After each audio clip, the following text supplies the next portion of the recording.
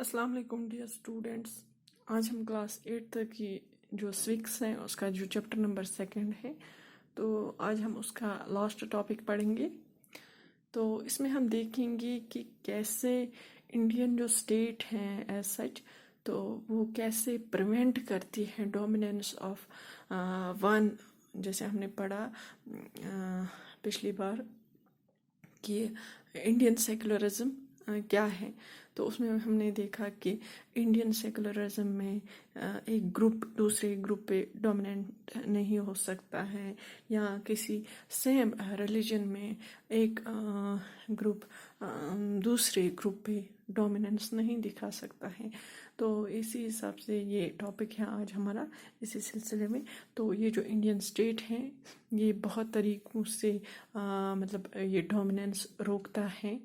जहाँ पे कोई एक ग्रुप मतलब जो पावर में होगा, स्ट्रॉन्गर होगा, या रिलीजियस जिसकी मेजॉरिटी होगी, तो वो डोमिनेंस नहीं दिखा सकता है माइनॉरिटी पर, क्योंकि उसमें जो हमारा कॉन्स्टिट्यूशन है, जो इंडियन कॉन्स्टिट्यूशन है, उसने इस पे बैन लगाई है, पाबंदी लगाई है।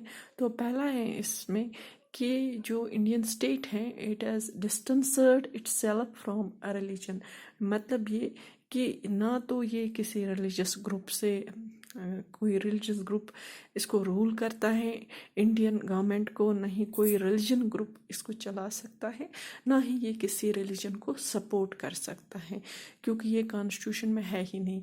यहाँ पे जो democracy it is truly based on जिस मतलब वोट पे होता है, ये नहीं कि किस रिलीजन किस मज़हब से होंगे, तो जिसकी मेजॉरिटी होगी मतलब रिलीजन इसको दूर रखा जाता है, ये इस हिसाब से नहीं है। तो इस वजह से ये जो है कोई भी यहाँ पे अपना जो रिलीजियस प्रैक्टिसेस हैं तो वर्शिप कर सकता है, प्रेयर्स वगैरह जिस हिसाब से करे तो कर सकता है। तो मगर कोई रिलीजियस ग्रुप यहाँ पे मतलब इंडियन जो स्टेट है, तो यहाँ पे हम अलग से कोई अगर कोई पार्टी है तो वो रिलीजियस हिसाब से अपनी पार्टी नहीं चला सकता है। तो दूसरा है नॉन इंटरफ्रेंस। नॉन इंटरफ्रेंस है जैसे कि जो भी रिलीजियस सेंटिमेंट्स होते हैं, जो भी रिलीजियस प्रैक्टिसेस होते हैं, तो उनको जो इंडियन स्टेट हैं वो रेस्पेक्ट करती हैं हर एक रिलीजन को।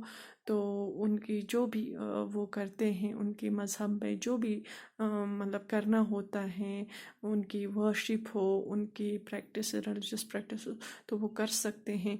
और एक बात जैसे सिक्स को वो मतलब वो पगड़ी लगाते हैं, तो it's not possible for them to wear a helmet. तो उस टाइम क्या होता है, जो रूल हैं जो मतलब अगर हम देखेंगे मतलब ट्रांसपोर्टेशन में मोटर व्हीकल रूल जो हैं, तो उसमें जब गाड़ी चलाते हैं या बाइक वगैरह चलाते हैं तो उस वक्त हेलमेट लगाना ज़रूरी होता है, मगर सिक्स ये नहीं कर सकते। तो इनको इन लोगों को इससे एक्सक्लूड किया गया है। तो वहाँ पे मतलब ये जो लॉ है तो उनके लिए ये वाला नहीं है, क्योंकि यहाँ पे उनके मज़हब की जो है मतलब वो पगड़ी जो होती है उनके मज़हब में रखी गई है। तो इस वजह से तो जो इंडियन स्टेट हैं वो उस चीज़ को रेस्पेक्ट करते हुए उनको मतलब इजाज़त है कि हेलमेट वो नहीं लगा सकते हैं जब वो बाइक वगैरह चलाते हैं, स्कूटर वगैरह चलाते हैं। तो इस तरह जो है it's non interference of Indian state. तो मगर जो तीसरा है इंटरवेंशन, कहीं भी स्टेट इंटरवेन कर सकती है। तो मतलब अंदर मतलब जो भी रिलीजियस अगर प्रैक्टिस जो है, अगर किसी पे एक ग्रुप दूसरे ग्रुप पे जुल्म करता है, तो हालांकि रिलीजन वो नहीं बताता है, मगर उस टाइम जो है इंटरवेन कर सकती है इंडियन स्टेट। جیسے کہ آپ نے پڑھا ہوگا انٹچبلٹی کے بارے میں، جو کہ ہندو دھرم میں آتا تھا. جو اپر کلاس ہوتے تھے، برہمنز ہوتے تھے، وہ ڈومینیٹ ہوتے تھے. جو لور کلاس ہوتے تھے، شودر وغیرہ، تو ان پہ ظلم کیا جاتا تھا. ان کے سکولز، ان کا پانی، سب کچھ ان کا الگ ہوتا تھا.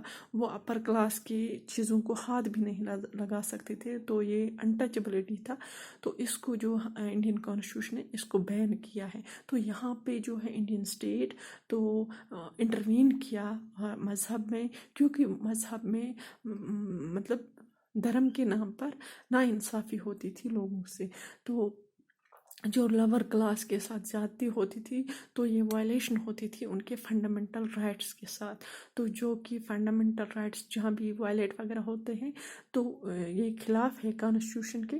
تو اس وجہ سے جو انڈین اسٹیٹ ہیں اس نے مطلب انٹروین کر سکتی ہیں جہاں پہ ڈسکرمنیشن ہو رہا ہو آن دا بیسس آف ریلیجن. تو یہ چیزیں ہیں جو انڈین مطلب انڈین اسٹیٹ کو ایز اے سیکولر اسٹیٹ قرار دیتی ہیں. تو یہ ضروری نہیں کہ ہر جگہ مطلب یہ چیزیں دیکھنے کو ملتی ہیں، مگر مطلب بہت ساری جگہوں پہ وائلیشن ہوتی ہے. تو اس کے لیے قانون ہے. مطلب یہ چیزیں اگر ہوں گی مطلب تو وہ کورٹ جا سکتے ہیں، تو اپنے رائٹس کے لیے، اپنے حقوق کے لیے لڑ سکتے ہیں. تو آج ہم اتنا ہی پڑھیں گے. شکریہ.